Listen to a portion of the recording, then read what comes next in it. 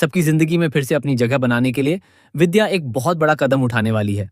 जी हाँ दोस्तों, सीरियल ये रिश्ता क्या कहलाता है में आगे एक जबरदस्त और चौंकाने वाला ट्विस्ट देखने को मिलने वाला है। कहानी अब ऐसे मोड़ पर पहुंच चुकी है जहां हर किरदार की असली सोच और इरादे धीरे धीरे सामने आ रहे हैं। विद्या एक बार फिर अपनी चाल चलने की तैयारी में है, लेकिन इस बार उसकी चाल पहले से कहीं ज्यादा खतरनाक और सोच समझकर बनाई गई है। हैरानी की बात यह है कि अभीरा और अरमान दोनों ही इस सच्चाई से पूरी तरह अनजान हैं कि विद्या अब भी सिर्फ एक नाटक कर रही है। उसका असली मकसद अरमान का भरोसा दोबारा जीतना और अभीरा को इस घर से हमेशा के लिए बाहर करना है।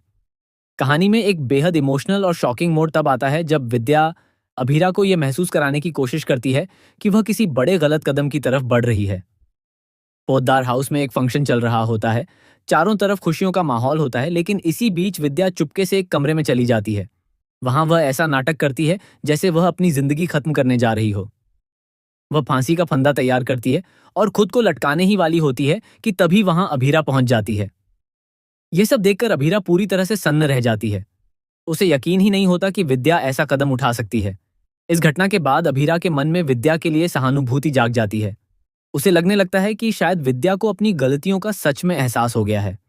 विद्या भी इसी मौके का फायदा उठाती है और अभीरा के सामने पछतावे का नाटक करने लगती है।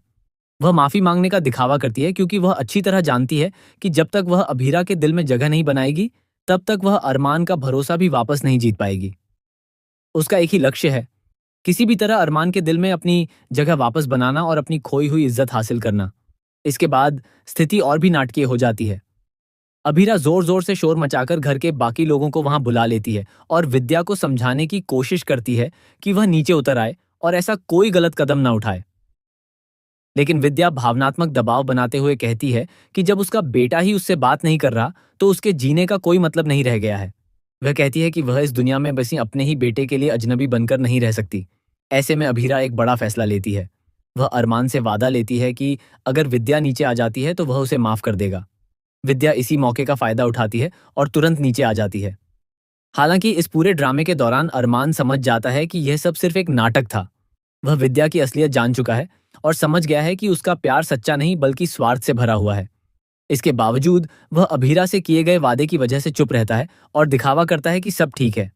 आगे कहानी में एक और बड़ा मोड़ देखने को मिलता है, जहां दादी और पूरा परिवार अभीरा और अरमान को फिर से एक करने की कोशिश करता है। लेकिन विद्या इस बात से बिल्कुल खुश नहीं होती। वह पर्दे के पीछे से दोनों के रिश्ते में फिर से गलतफहमियां पैदा करने लगती है। इस बार वह सीधे सीधे अभीरा को निशाना बनाती है।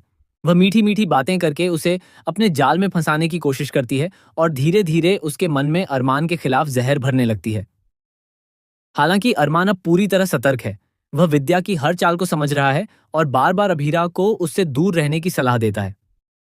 लेकिन हालात इतने आसान नहीं हैं। विद्या की चालें एक बार फिर दोनों की जिंदगी में तूफान लाने वाली हैं। यह तूफान सिर्फ उनके रिश्ते को ही नहीं बल्कि पूरे पोद्दार परिवार को हिलाकर रख देगा। इसी बीच एक और बड़ा खुलासा सामने आता है जो सबको चौंका देता है। संजय और कृष की वजह से पोद्दार परिवार का बिजनेस पूरी तरह बर्बाद हो जाता है। उन्होंने फर्म के सारे केस मित्तल को बेच दिए होते हैं, जिसके कारण अब परिवार के पास बिजनेस के नाम पर कुछ भी नहीं बचता। ये सच्चाई सामने आते ही घर में हड़कंप मच जाता है और हर कोई एक दूसरे पर सवाल उठाने लगता है। अब सबसे बड़ा सवाल यह है कि क्या अभीरा और अरमान मिलकर इस टूटे हुए परिवार और बिखरे हुए बिजनेस को फिर से खड़ा कर पाएंगे? क्या विद्या की साजिशें कामयाब होंगी या इस बार उसकी सच्चाई सबके सामने आ जाएगी? आने वाले एपिसोड्स में यही देखना बेहद दिलचस्प होगा, जहां हर मोड़ पर नया ड्रामा और नए खुलासे कहानी को और भी रोमांचक बना देंगे।